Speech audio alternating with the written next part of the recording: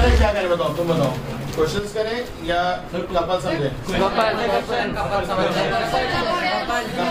बिल्कुल वो नहीं है। अरे कपल क्वेश्चन बाद हो गए। चलो सुनो, कपल से पहले आता है इक्विलिब्रियम। इक्विलिब्रियम क्या होती है? कल हम लोगों ने क्वेश्चन जब करा था तो हमने उसमें क्वेश्चन में देखा था कि लास्ट में वो 20 ग्राम एक वेट को टांग रहे थे। क्यों टांग रहे थे? टू बैलेंस द सिचुएशन और to balance the metre scale. तो मीटर स्केल कब बैलेंस होता है? सर जब दोनों साइड गलत। सर जब नेट फोर्स 0 हो जाती है। गलत। सर जब सेम स्टेट में रहता है, रेस्ट में ही है। देखो इक्विलिब्रियम अगर मैं बोलूं कि मूवमेंट के लिए, अभी हम इक्विलिब्रियम कौन से की बात कर रहे हैं? रोटेटरी इक्विलिब्रियम, रोटेशनल इक्विलिब्रियम की बात कर रहे हैं। आपका आंसर तब सही होगा जब ट्रांसलेटरी इक्विलिब्रियम की बात होती है। मतलब बॉडी ऐसे है, आप इधर की तरफ मूव कराना चाहिए तो वो इधर मूव कराना, तो फोर्सेस की बात करेंगे। अभी फोर्सेस की बात नहीं करेंगे। हाँ अब आप बोलो। सर एक ऑब्जेक्ट पे जैसे बहुत सारी फोर्स लग रही है तो वो वैसे वो इक्विलिब्रियम है, अगेन वही ट्रांसलेटरी इक्विलिब्रियम है। सर जब राइट और लेफ्ट दोनों side same KG no, when the net force of the different forces is 0, when the sum of the net no no no no. बताओ, तुम्हारे को चैप्टर शुरू हुए इतना लंबा टाइम हो गया, तुम अभी भी फोर्स की बात कर रहे हो। इस मोमेंट ऑफ फोर्स। इक्विलिब्रियम का मतलब होता है when sum of moment of forces, और यू कैन से टॉर्क, और you can say turning force या टर्निंग इफेक्ट इज 0। जब उस पूरे का सम, किसका सम? आपका मोमेंट ऑफ फोर्स, चाहे वो क्लॉकवाइज हो एंटी क्लॉकवाइज हो, उन सबका सम क्या हो जाए? 0 हो जाए, तब आप इक्विलिब्रियम बोलेंगे। फोर्स नहीं है 10 न्यूटन इधर टांगू 10 न्यूटन इधर टांगू तो बराबर है, बट ये मैं 20 पे टांग रहा हूँ, ये मैं 40 पे टांग रहा हूँ, तो कैसे बराबर हो जाएगा? क्योंकि डिस्टेंस अलग अलग हो गया तो उनके मोमेंट ऑफ फोर्स भी डिफरेंट। अब इधर समझो, ये 0 है, ये 100 है, आपने 50 सेंटीमीटर में पाइवोटेट कर दिया। मैं कह रहा हूँ 0 पे आपने डाल दिया 10 kg, ठीक है, और यहाँ पे आपने डाल दिया 75 पे 10 kg। आपके इक्वेशन के हिसाब से तो 10 kg इधर भी है, 10 kg इधर भी है, इक्विलिब्रियम है। आपने तो सबने यही बोला, equal forces equal forces equal forces, left side right side, पता नहीं क्या क्या बोल रहे है, तो इक्वल ही भाई, बट इक्विलिब्रियम नहीं है। क्योंकि इधर का मोमेंट ऑफ फोर्स या टॉर्क वो डिफरेंट है इधर से, तो कहां से इक्विलिब्रियम हो गया? तो force is not a responsible, force अकेली रिस्पॉन्सिबल नहीं है रोटेटरी मोशन को इक्विलिब्रियम में ले जाने के लिए। There is also be a distance, किसके बीच में? पाइवोटेड पॉइंट और जहां पे आप फोर्स लगाते हो उन दोनों के बीच की दूरी भी इंपॉर्टेंट है। तो यहाँ पे आपका फोर्स भी और डिस्टेंस भी है, बट वो इक्विलिब्रियम नहीं है। तो हम इसे 2 तरीके से डिफाइन करते हैं। कौन कौन से 2 तरीके? Sum of moment of force is 0, simple. Sum of moment of force is 0। अब क्यों 0? कि भाई जितनी एंटी क्लॉकवाइज होगी उसे पॉजिटिव बोलोगे आप, और क्लॉकवाइज क्या बोलोगे? इमेजिन करो एंटी क्लॉकवाइज भी आपकी, सम ऑफ एंटी क्लॉकवाइज आपकी x है और सम ऑफ क्लॉकवाइज -x है। तभी तो आप इन दोनों को जब ऐड करोगे, सम करोगे, तो आंसर क्या आएगा? x -x यानी 0। समझ में आई बात नहीं है? Yes sir. क्या मैं इसका उल्टा नहीं बोल सकता आपसे? क्या कि magnitude wise moment of force of anticlockwise is equal to moment of force of clockwise, ये भी तो बोल सकता हूं। ये क्या है? Sum of moment of force anticlockwise plus sum of moment of force clockwise, और आप क्या बोलेंगे? क्या होता है? 0। और इसे हम नेगेटिव मानते हैं, तो ये प्लस माइनस क्या हो जाएगा? माइनस। तो मैं माइनस लिख दो, ये माइनस उधर जाके क्या हो जाएगा? प्लस। तो क्या हो जाएगा? Sum of moment of force, कौन सा? आंटी वाले, equal to sum of moment of force clock वाले, ठीक है। क्या होंगे वो? इक्वल हो जाएंगे, खत्म। समझ में आई बात या नहीं है? तो 2 तरीके हैं आपको इक्विलिब्रियम बोलने के। पहला तरीका क्या है कि भाई हाँ टोटल सम क्या होगा? 0।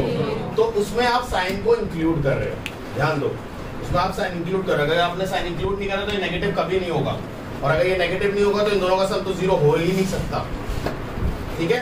दूसरा तरीका क्या है कि आप बोल रहे हो मैग्नीट्यूड वाइज जितना एंटी क्लॉकवाइज है उतना ही क्या है। समझ में आई बात है? yes, किसी को कोई भी डाउट है तो बताओ। No sir.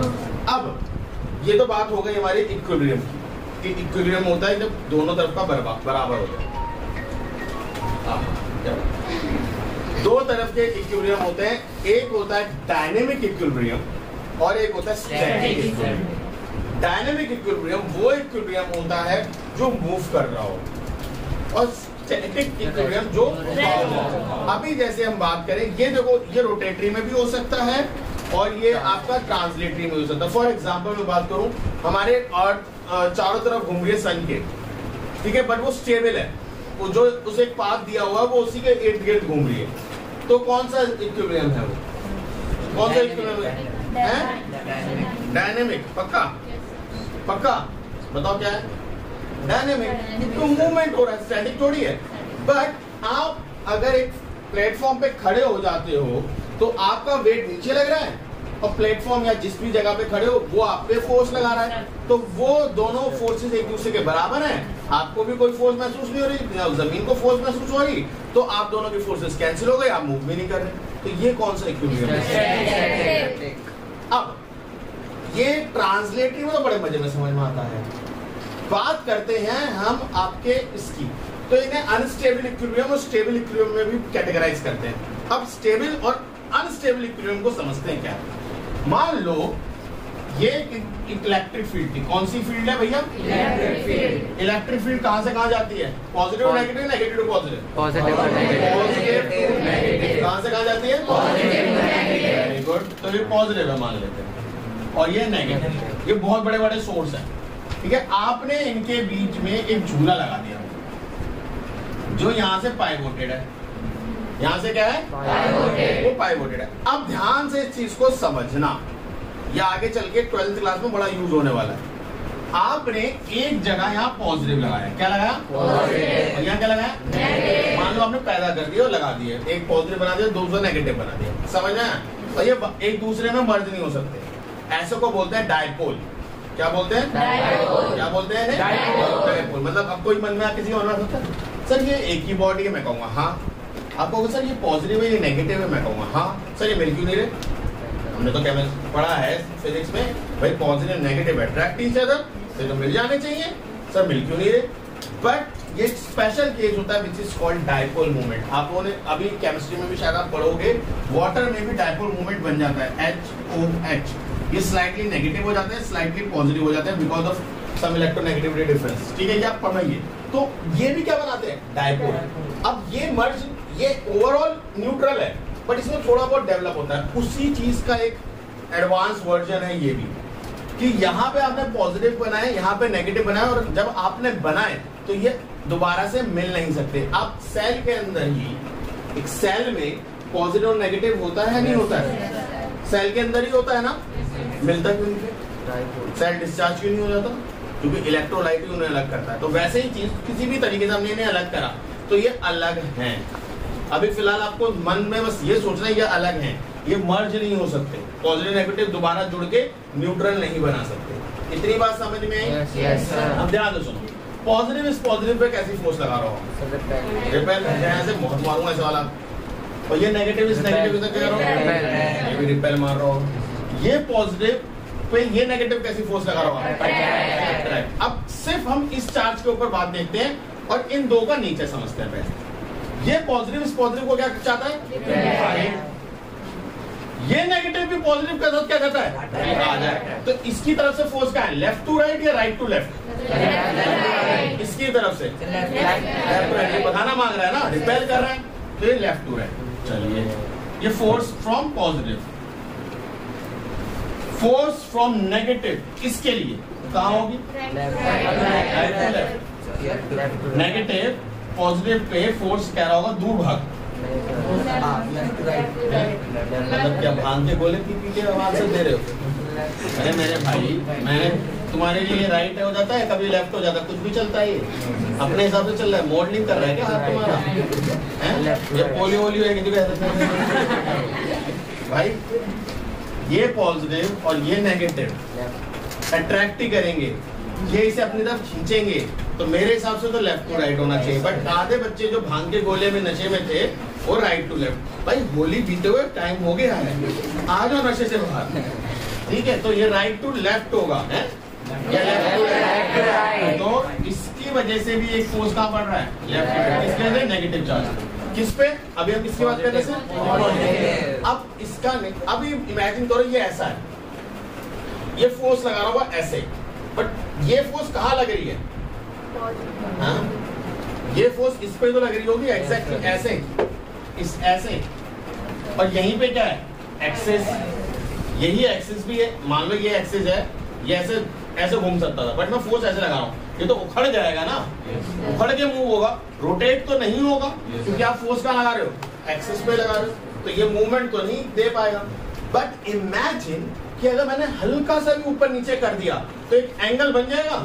मेरा फोर्स हल्का सा भी जैसे होगा फटाक मोड़ देगा ये, और ये कैसे मोड़ देगा, जैसे ये हल्का ऊपर या हल्का नीचे हुआ तो ये ऐसे मोड़ देगा, अगर ये हल्का ऊपर हुआ तो ये ऐसे मोड़ देगा, हल्का नीचे हुआ तो ये ऐसे मोड़ देगा, और फटाक से मूवमेंट कर देगा। समझ में आई बात नहीं? ऐसे टाइप के इक्विलिब्रियम को कहते हैं अनस्टेबल इक्विलिब्रियम। इक्विलिब्रियम पे तो है अभी, बट अगर आपने हल्का सा भी हिलाया वो फटाक अपनी पार्टी चेंज कर देगा, और पॉजिटिव यहाँ आ जाएगा और नेगेटिव यहाँ आ जाएगा। क्योंकि अब देखो इमेजिन करो, ये समझ में आया नहीं है, ठीक है? तो पॉजिटिव यहाँ आ जाएगा और नेगेटिव यहाँ। एक बार नेगेटिव के प्रोस्पेक्टिव से भी देख लेते क्या है, सही हो रहा है या नहीं हो रहा है। तो ये पॉजिटिव नेगेटिव पे क्या चाह रहा होगा, इधर आ, और ये नेगेटिव इस नेगेटिव को किधर होगा, इधर ही आ। तो यहाँ भी ऐसे ही हो रहा है, ये दोनों चाहते हैं पॉजिटिव उधर चला जाए और नेगेटिव इधर आ जाए। तो जब मतलब इलेक्ट्रिक फील्ड से आपने जो चार्ज को लगाया, ये उसको फेवर कर रहा था या अपोज कर रहा था, बताओ? ये जो आपने डायपोल लगाया, ये फेवर, इलेक्ट्रिक फील्ड फेवर कर रही है, अपोज कर रही है? अपोज। फेवर कर रही होती तो जैसा है वैसे रहने देती। तो ऐसे को अभी इक्विलिब्रियम में, अभी अपनी तरफ से तो चेंज नहीं हो रहा जब तक हम उसमें थोड़ी सी उंगली ना करें। तो ऐसे को इक्विलिब्रियम तो कहते हैं, बट कैसा, अनस्टेबल। जैसे हिलाया फटाक से मूवमेंट चेंज हो गया। अब स्टेबल की बात करते हैं, यहां मान लेते हैं माइनस, यहां मान लेते हैं प्लस, चेंज हो गए। अब इसकी बात समझो, अब ये प्लस को ये माइनस खींच रहा होगा इधर, इधर ही, और ये प्लस कहां जा रहा होगा, दूर, इधर दूर भगा रहा होगा। तो ये जितनी फोर्स लगा रहा हो, ये उतनी फोर्स लगा रहा होगा, तो ऑलमोस्ट एक दूसरे के बराबर है, कैंसिल हो रही है। बट ये फोर्सेस कैंसिल नहीं होगी क्योंकि ये फोर्स से थोड़ा डिस्टेंस बढ़ गया, बट इसकी नेगेटिव की वजह से ये नेगेटिव पे फोर्स कहाँ लग रही होगी, इधर, और इस नेगेटिव की वजह से पॉजिटिव पे फोर्स कहाँ लग रही होगी, इधर। तो ये तो इलेक्ट्रिक फील्ड के फेवर में है। आप इन्हें चेंज करोगे इस उम्मीद में कि ये दोबारा से घूम जाए, बट ये क्या होगा, आपने ऐसे चेंज करा, ये वापस ऐसे होगा। तो ये कौन सा इक्विलिब्रियम है? कह रहा भाई मैं जाऊं, मुझे मजा आ रहा है, मैं नहीं बदलने वाला। तो अनस्टेबल जो अपने आप को चेंज करे, स्टेबल जो जैसा है वैसा रहना पसंद है। आए बात समझ में नहीं है? सिंपल है। अब आते हैं टाइप 2 न्यूमेरिकल्स। अच्छा नहीं, अभी रह गया कपल। यानी डेफिनेशन लिखी किसी ने? Yes sir. पढ़ो कोई भी एक डेफिनेशन फटाफट। जोर से पढ़ दो भाई। The rotation is always produced by the pair of forces. ध्यान से चीज को समझो, ये क्या कह रहा है। मान लो एक डंडा था, आपने इसे कहीं भी पाइवोट कर दिया, ठीक है? Rotational always produce by the pair of forces. तो अभी हम मान के चलते हैं हमारे पास जितनी भी चीजें हैं, अगर आपने ध्यान दी हो, जो पूरी रोटेशनल में जाती हैं, दरवाजे आपके पूरे रोटेशनल में नहीं जाते हैं, वो एंगुलर रोटेशनल में जाते हैं। बट जब कहीं आपने देखा होगा पुराने जमाने में मूवीज में गोल गोल वाले रेस्टोरेंट, क्लोजअप के एड में तो बहुत दिखाते हैं वो गोल गोल वाले दरवाजे, उनके बीच में एक्सेल होता है, देखा है जी? उनके बीच में होता है। तो मोस्टली चीज अभी हम मान के पाइवोटेड कहाँ है, उसके बीच में है, उसके सेंटर पे या उसके दोनों तरफ के एंड के कहीं ना कहीं बीच में, ठीक है? तो ये क्या बोल रहा है, रोटेशनल फोर्सेस, दोबारा पढ़ना, पढ़ो। Rotation is always produced by the pair of forces. अब ध्यान से चीज को समझो, अगर मैं इधर की तरफ फोर्स लगाता हूं F, तो ऑटोमेटिकली दूसरी तरफ ऊपर की तरफ फोर्स जनरेट हो जाता है। समझ में आई बात नहीं है? किसी ने हैंडपंप देखा है? हैंडपंप छोड़ो, सीसॉ तो देखा ही होगा। सीसॉ का झूला मान लो ऐसा था, ठीक है। आप इस सीसॉ के झूले को एक तरफ नीचे करते हो तो क्या दूसरी वाला हिस्सा नीचे की तरफ ही रह जाता है क्या? बन जाता है? अभी इस मार करके एग्जांपल को ले ले, मैं इसे नीचे कर रहा हूँ तो दूसरे वाले को कौन उठा रहा है? भूत आया तो भूत है, आपने तो इधर हिलाया सर, दूसरी तरफ उठ गए सर। देखो आप विश्वास करो, भूत है इस कमरे में, ठीक। देखो सर दूसरी तरफ भी भूत आया। ऐसा तो कुछ नहीं है, इसमें कोई फिजिक्स बहुत ज्यादा तो नहीं है भाई, सीधी बात है। बॉडी अपने आप को कैसा रखना मांगेगा? इक्विलिब्रियम में रखना मांगेगा।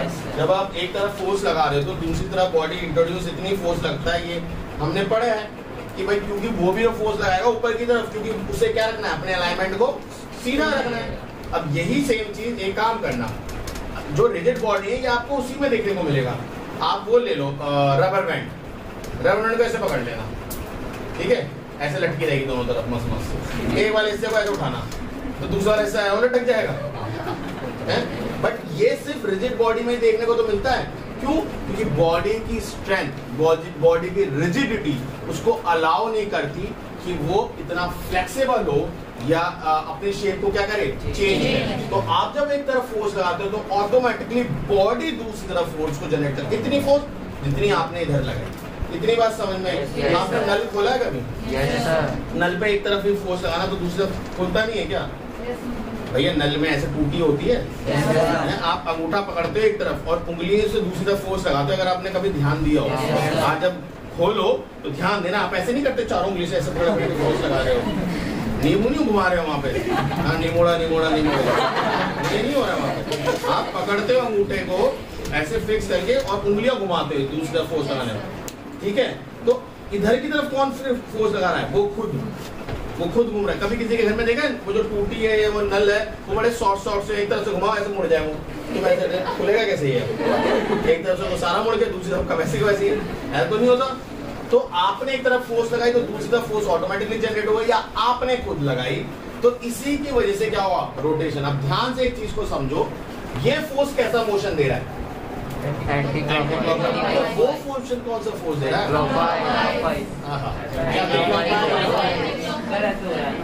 होली कब थी?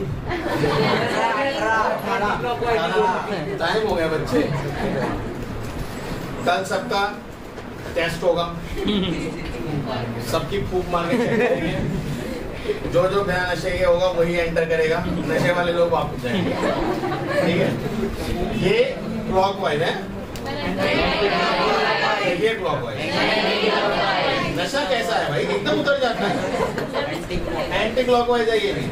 तो अब ध्यान से देखो, जब आप एक बॉडी को एंटी क्लॉकवाइज या क्लॉकवाइज मूव कराते हो तो दूसरी तरफ जो फोर्स ऑटोमेटिकली जनरेट हो रहा है वो आपके मोशन को ही सपोर्ट करेगा। अगर आपने एंटी क्लॉकवाइज मोशन दिया तो जो दूसरी तरफ फोर्स जनरेट हुआ वो भी इसी डायरेक्शन में होगा कि एंटी क्लॉकवाइज मोमेंट फोर्स ही जनरेट करे। वो ऐसा नहीं हो जाएगा कि आपने इधर एंटी क्लॉकवाइज करा तो उधर की तरफ अपने आप क्लॉकवाइज हो रहा है। क्या ऐसे नल ऐसे फटना चाहिए?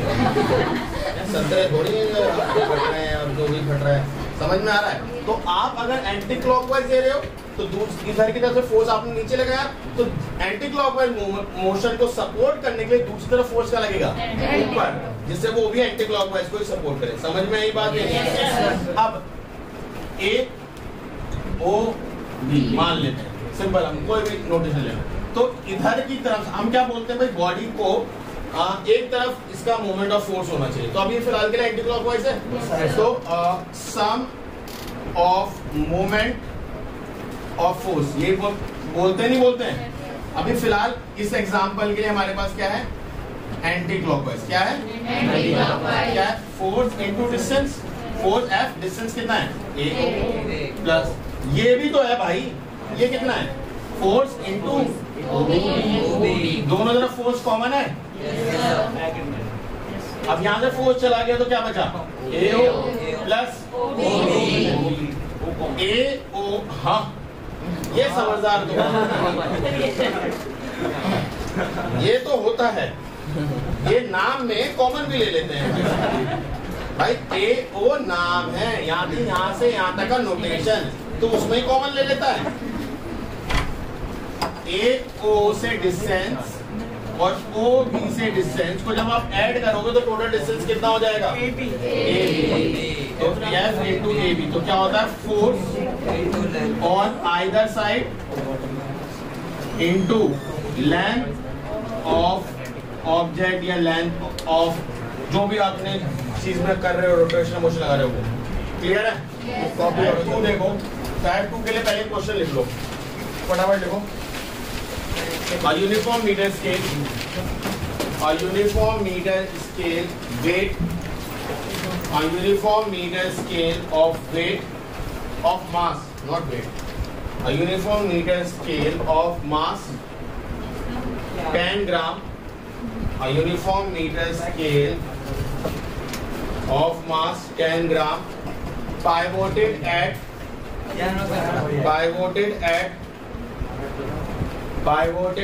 30 centimeter mark. Pivoted at 30 centimeter mark. Two weight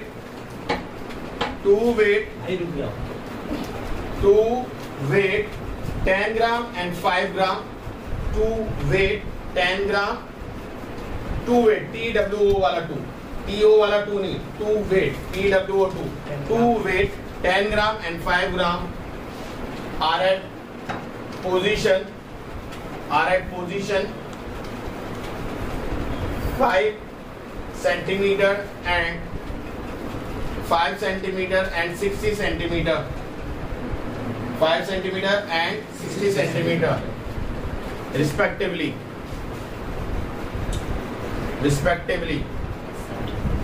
Full stop.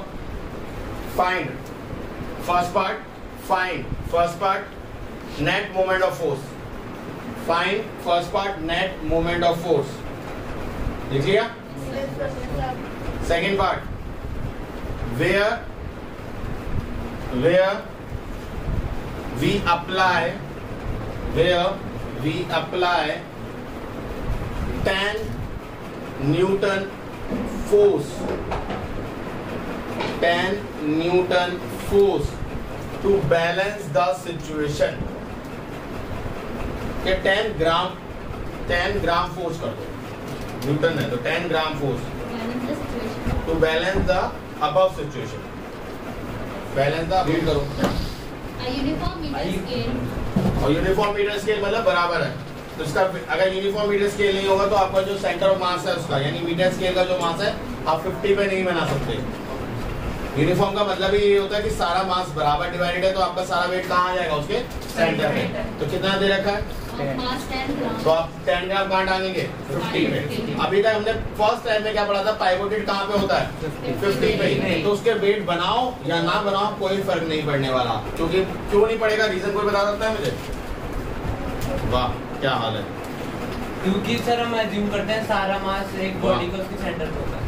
मैंने पूछा पहले वाले टाइम में जब पाइवोटेड हम सेंटर पे करते थे तो अब फर्क क्यों नहीं पड़ता था? क्योंकि डिस्टेंस 0 हो जाएगा, डिस्टेंस 0 हो जाएगा और टॉर्क 0 हो जाएगा. और टॉर्क 0 हो जाएगा. ये आंसर चाहिए भाई. वो तो हमें भी पता है सारा मास हम सेंटर पे. हमारी बॉडी यूनिफॉर्मली डिवाइडेड है. अगर यूनिफॉर्मली डिवाइडेड नहीं होगी तो 50 पे ना हो.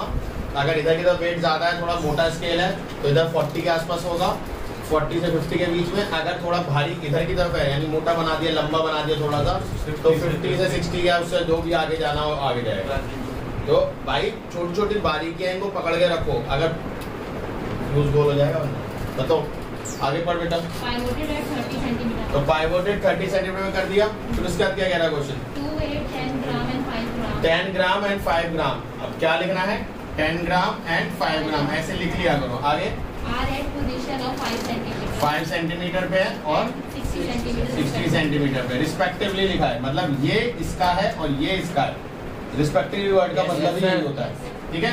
तो अब आपका ये बन गया मीटर स्केल पूरा पूरा डायग्राम. अब देखो सिर्फ अकेली ये फोर्स है जो एंटी क्लॉकवाइज मूवमेंट दे रहा है. बाकी ये दोनों फोर्सेज यानी उसका खुद का वेट और आपने जो एक वेट टांगा वो ये दोनों कैसे मूवमेंट दे रहे हैं? तो अगर मैं बात करता हूँ सम ऑफ मूवमेंट ऑफ फोर्स, कौन सा? Anti clockwise. कौन सा? Anti clockwise. क्या होगा भैया? F into D. F कितना है? 10 ग्राम. तो तो 10 ग्राम फोर्स इनटू डिस्टेंस कितना है 5 से 30 का डिस्टेंस कितना होगा 25 क्या गधा घोड़ा सेंटीमीटर 250 ग्राम फोर्स सेंटीमीटर समझ में आया sum of movement of force clockwise देखो सबसे पहले मैं इसमें माइनस पहले ही लगा दे रहा हूँ क्योंकि अब क्लॉकवाइज की बात करें तो माइनस पहले लगा दो तो 30 से 50 कितना दूरी हो गया 20 कितना टका है 10 gram force into 20 centimetre plus यहाँ से यहाँ तक की दूरी कितनी है 30 और 5 इंटू 30 जो भी है वो अभी देख लेंगे माइनस ये कितना आएगा 200 ये कितना आएगा 150 कितना हो गया 350 gram force centimetre sum of moment of force equals to anticlockwise plus clockwise minus कभी भी नहीं होता यहाँ पे दिख रहे हो सम यहाँ करोगे माइनस वाह एंटी क्लॉकवाइज क्या है 250 प्लस एंड क्लॉकवाइज का साइन नेगेटिव है तो माइनस कर देगा 250 माइनस 350 कितना आएगा -100 ग्राम फोर्स सेंटीमीटर समझ में आई बात नहीं है Yes, आप बोलोगे सम या moment of force net moment of force या clockwise clockwise equals to 100 gram centimetre ठीक है अब ध्यान से इस चीज को समझो नेक्स्ट ये तो फर्स्ट पार्ट आपको समझ में आया नेक्स्ट पार्ट मैंने क्या बोला जरा सेकंड पार्ट पढ़ना where we apply 10 gram force अब ध्यान सुनो अगर मैं आपसे बोलूं इस जगह पे 10 ग्राम वेट और 10 ग्राम फोर्स कोई फर्क है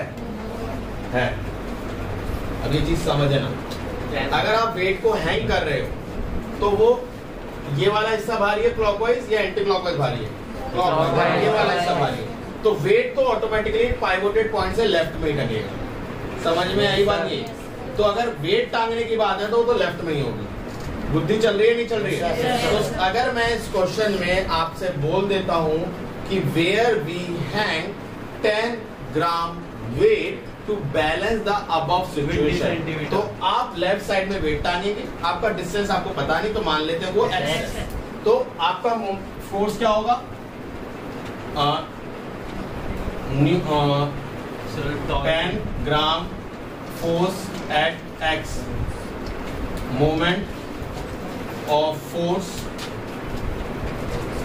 एडेड जो अभी आपने ऐड करा equals to net moment of force यही तो होता है आपने कल वाले क्वेश्चन में यही तो करा था तो नया 10 कितना है 10 ग्राम फोर्स इनटू एक्स और नेट कितना है 100 एक जीरो से एक जीरो कट गया तो एक्स कितना आया 10 सेंटीमीटर कितना आया 30 से 10 सेंटीमीटर लेफ्ट यानी 30 से 10 सेंटीमीटर लेफ्ट कौन सा वेट होता है तो 10 gram mass is hang at 20 centimetre mass कोई बात कोई डाउट तो बताओ पक्की बात है अब इसके बाद वो आपसे अब देखो मास नहीं पूछा उन्होंने क्या बोला है आपका फोर्स 10 ग्राम फोर्स अब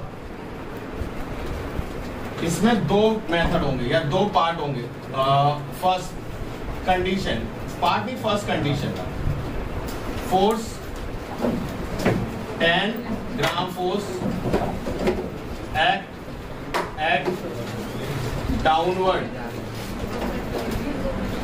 बता रहा हूँ डायरेक्शन मतलब जो आपका फोर्स देखो जब आपका मास नहीं मिले okay first condition 10 gram force eight downward direction क्योंकि अब की बात मास नहीं है अब की बात कोई वेट नहीं है टंगेगा अब की बात फोर्स है फोर्स आप यहाँ पे नीचे भी लगा सकते हो आप यहाँ की डायरेक्शन पर भी नीचे लगा सकते हो आप यहाँ से ऊपर भी लगा सकते हो यहाँ से ऊपर भी लगा सकते हो तो अभी हम फोर्स को क्या लगा रहे हैं डाउनवर्ड तो अगर फोर्स डाउनवर्ड इधर लगेगा तो कौन सा मूवमेंट बनाएगा एंटी क्लॉकवाइज अगर फोर्स इधर लगेगा तो डाउनवर्ड पहले ही नेट मूवमेंट कितना है क्लॉकवाइज अगर आप फोर्स यहीं लगा दोगे डाउनवर्ड डायरेक्शन में, तो ये क्लॉकवाइज को सपोर्ट करेगा, बैलेंस तो नहीं कर। देखो समझो इस चीज को, अगर मैं फोर्स यही लगा दूं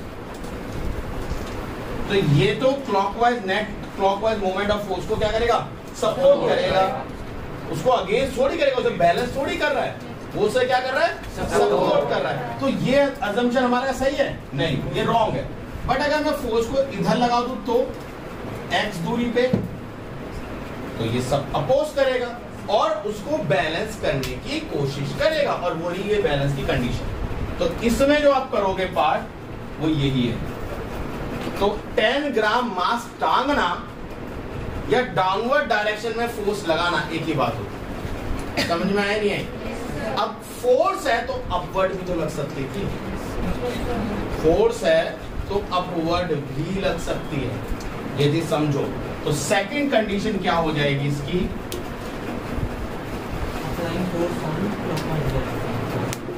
10 ग्राम फोर्स एक्ट या अप्लाई इन अपवर्ड डायरेक्शन। अब मुझे बताओ, अगर मैं अपवर्ड डायरेक्शन में फोर्स लगाता हूं, मतलब ये बॉडी है और पाइवोटेड, अब मैं ऊपर की तरफ फोर्स लगाऊंगा तो लेफ्ट की तरफ, तो ये तो क्लॉकवाइज को सपोर्ट करेगा, एंटी क्लॉकवाइज। और अगर मैं इधर लगाऊं और नेट कितना आया था, क्लॉक या एंटी क्लॉकवाइज, तो मेरे को जो फोर्स लगानी है वो कौन सी डायरेक्शन में लगानी चाहिए, एंटी क्लॉकवाइज। क्लॉकवाइज तो पहले से भाई क्लॉकवाइज डायरेक्शन में और लगाती तो और तेज हो जाएगा। आपको बैलेंस करना है तो उसको अपोजिट लगानी है। तो अगर ये क्लॉकवाइज आ रहा है तो आपको फोर्स कैसे लगानी है, एंटी क्लॉकवाइज। समझ में आई बात? तो आप मान लेते हैं, ये हटा रहा हूं मैं यहाँ से, आप मान लेते हैं फोर्स आपने कहाँ लगाई, यहाँ पे कहीं लगाई अपवर्ड डायरेक्शन में और एक्स दूरी पे लगाई। समझ में आई बात? नहीं है, सेम मैकेनिज्म होना है, सेम ही तो होना है। तो वही है moment of force by 10 gram at x centimeter equals to net moment of force। समझ में आया नहीं है? तो 10 ग्राम कहाँ लग रहा है आपकी बात, राइट साइड में, तो F इन 10 ग्राम फोर्स इनटू x, और नेट मूवमेंट कितना आया था, 100 ग्राम 4 सेंटीमीटर। तो ये 0 से 0 कैंसिल हो गया, ग्राम फोर्स से ग्राम फोर्स कैंसिल कर दो, x कितना आया 10 सेंटीमीटर। कहाँ से, पाइवोटेड पॉइंट से राइट साइड में। तो 10 gram force at 40 centimetre mark in upward direction. अगर सिचुएशन को बैलेंस करना है तो या तो 10 ग्राम फोर्स लगा दो 20 सेंटीमीटर में डाउनवर्ड डायरेक्शन पे, या सिचुएशन को बैलेंस करना है तो 10 ग्राम फोर्स लगा दो कहाँ पे, अपर डायरेक्शन 40 सेंटीमीटर। जब फोर्स की बात आएगी तो आपको 2 आंसर लिखेंगे, और जब मास की बात आएगी तो एक ही आंसर लिखेंगे। तो मास तो आप नीचे ही टांग सकते हो ना, कोई है सुपरमैन जो मास को ऊपर हवा में उड़ाए, कि ऐसे ऊपर उड़ते उड़ते वेट खींच रहा है, कोई है तुम में ऐसा? कोई भी नहीं है भाई, ठीक है, सुपरमैन थोड़ी तुम सारे उड़ रहे हो।